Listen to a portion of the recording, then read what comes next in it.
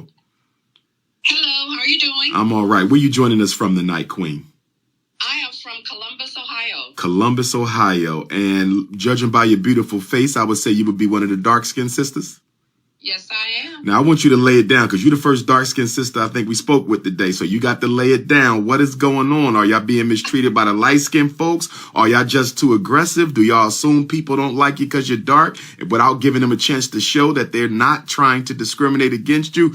What is life like for a dark-skinned black woman in the United States? I will tell you, I'm originally from Texas, and so I experienced all of that above what you stated. I didn't realize it as a young girl growing up until I think I was probably in high school that I realized what was actually taking place. Because you don't realize as a young child that this is colorism. You can't put a name to it. You just know that you are treated differently. And so I will say that the colorism occurred within my family. My mom would take my sister and I to visit my dad.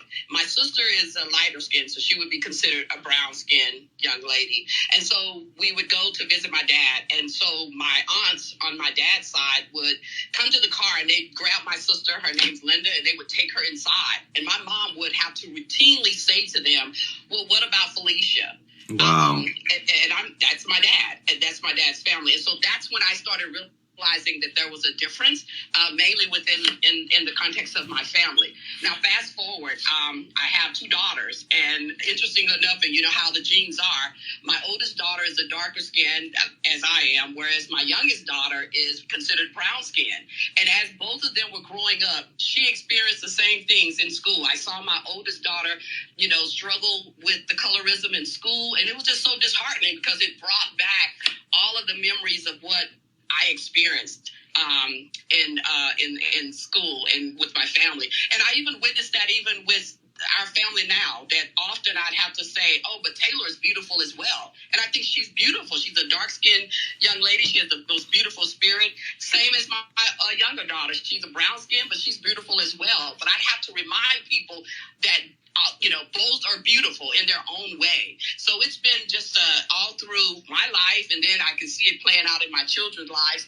They're now adults, and I'm now single, adult, and I date. So when my girlfriends and I go out, two of us are dark-skinned and one's light-skinned, and I think we're all, nice-looking young ladies.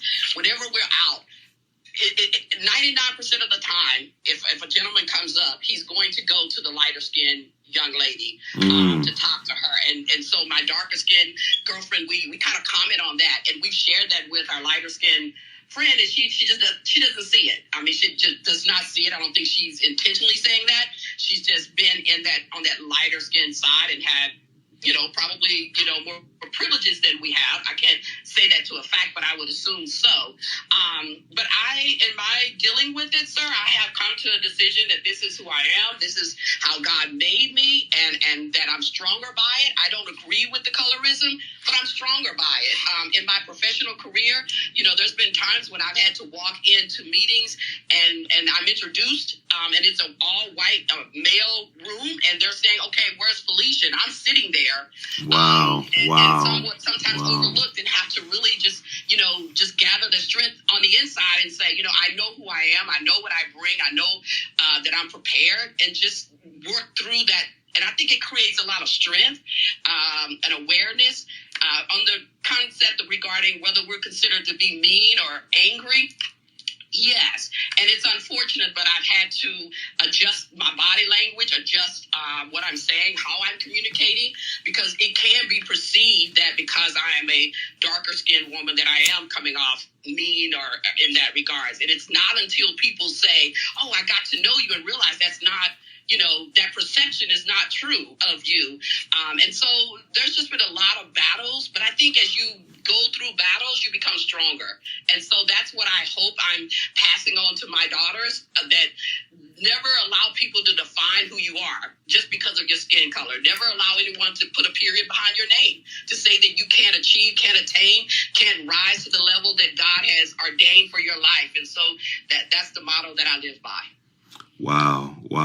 Now, let me ask you this, Queen. When you are in relationships, so let's say when you were in a relationship, dating brothers, whether it's younger in life or even now, were they ever uncomfortable being with you in terms of taking you places, introducing you to people? Did you notice any type of bias on the part of the men you were dating in your life? No, because I will say that I've only dated darker skinned men, and I'm not really giving it much thought until tonight as we're discussing it. And it could be because of that perception that lighter skinned men frowned upon us dark skinned ladies. But my husband was dark skinned, and so the individual that I'm currently dating, he's dark skinned as well. So I tend to gravitate towards the darker skinned male. Why do you think you do that? Do you have a preference for dark, or do you think that they'll just find you more acceptable? Why do you think you tend to gravitate to the dark skinned brothers? Twofold. I think they find me more attractive. That's who I find approaching me. And I think I have a preference for darker skinned men. I just think that they're more, in my opinion, and it's just my opinion, they tend to be more attractive. I think they're more handsome. I think there's just something about them. There's a strength that I perceive from them being dark skinned. I hope it's not being, well, I was going to ask you that. Felicia, because, you've been through what you've been through, Queen, as a chocolate sister. And then you say that you prefer dark skinned men. Does that make you a hypocrite a little bit? No, it's just a preference. But after all you've been through being dark, and then to flip and say, I'm only going to date dark-skinned men, are you not perpetuating? No. I didn't say that I would only date dark-skinned men. I said my preference. Now, if there's a gentleman who approaches me, because at this age, if you approach me and you have all the characteristics that I'm looking for, I don't know that color will be the defining decision to date or not date. Okay. Yeah. I got you. Thank you for that, Felicia. That was very profound insight. Thank you. All right, goddess. Let's go to Sister Goldskin. Where you at, Goldskin? Where you